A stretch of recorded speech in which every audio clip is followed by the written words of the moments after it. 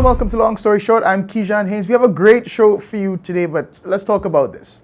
Facebook will probably bring about the end of humanity as we know it. I think we could all kind of agree on that. Listen, I saw this coming the second Facebook stopped requiring you to have a university.edu email, you know that one, before you could join. Because from the time they just let it in, you just know they were opening the floodgates to all kinds of crazy. But all of this lead up, you know what I'm going to talk about, right? Yep. That's right, the Prime Minister. Now, people who grew up with Facebook know that when you're mad, you stay away from the keyboard. But, if you're the Prime Minister, nobody gonna take the password away from you. The Post then referred to unsubstantiated suggestions that the Trinidad and Tobago Coast Guard had turned its back on the ill-fated boats with the Venezuelans. The Post read, quote, "But do you see agents of the OAS or opposition and other Trinidadian and Venezuelan imps and agents are lying in the face of the available information and evidence that we have?" Now, I've heard the Prime Minister use the word imps before, but never on paper. Well, on paper, and never twice. The Post further stated, quote, "These imps have now been pushing a narrative that these illegals and their criminal traffickers reached Trinidad, but our authorities here turned them back, and that is why they drowned in waters off the coast of Venezuela at Giria. This is their lie," end quote. Lie, imps, woof. Just take his phone away, guys. The thing is that nothing he said was factually wrong. I mean, there was an attempt to misrepresent the facts of the situation to make it seem like Trinidad had something to do with that tragic incident, which was not in any way under our control or in our control. But, all right, we're gonna talk more about imps for a little while. So what's in a name? Depending on which definition you're using, I mean, an imps can be a small, mischievous devil or sprite. Hey, that picture came up too early. I did it. Or it could be, as we say here, not a smart person, a mook, if you will. Now we can bring in Mr. Imbert. Mook is a useless person. Needless to say, when you're the Prime Minister, there are some things that you should not say, because even if it's true, the stature of the office doesn't quite allow it. So naturally, there was backlash.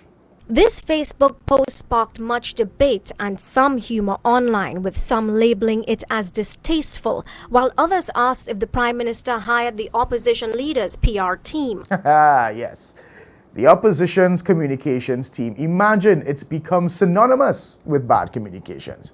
But we shall touch on that another date. The Prime Minister was like, look, I said what I said.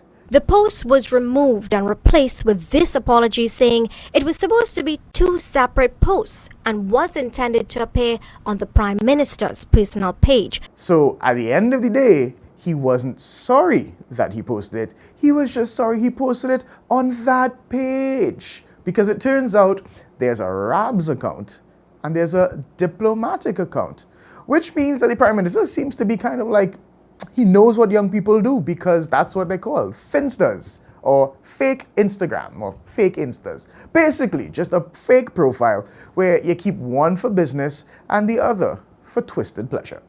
But the Prime Minister wasn't done yet. In a media conference a few days later, he wanted you to know that, he was not sorry. And I've also seen members of the media taking issue with the fact that I have used certain nouns to describe certain people. Some people even think it's an adjective, but certain nouns to describe certain people. And I have been accused of attacking the OAS. But he was mad.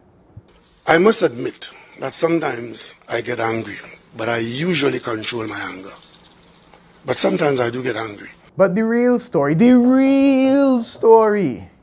was that the Prime Minister clearly was doing some kind of Christmas cleaning and found what might be a refugee policy.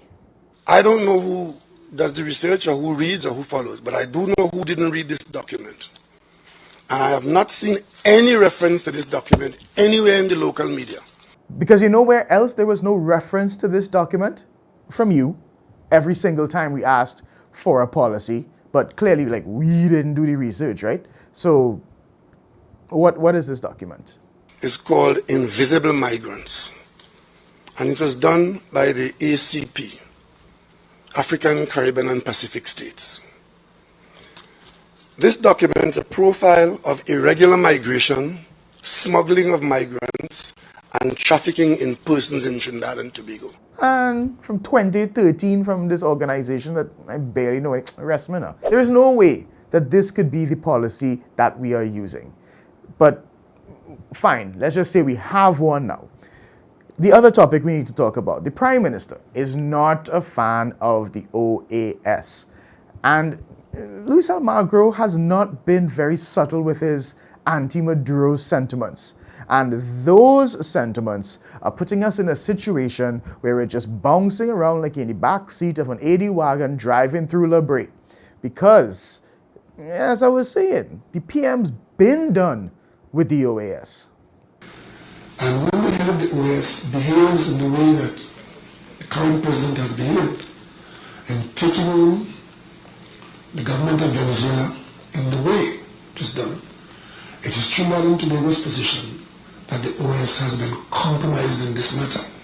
And we thank the Prime Minister for finding that for us so that we did not have to dig up. But not just that, the Prime Minister was not happy with just saying this in a press conference. He went and made sure and told the OAS himself, or at least a representative.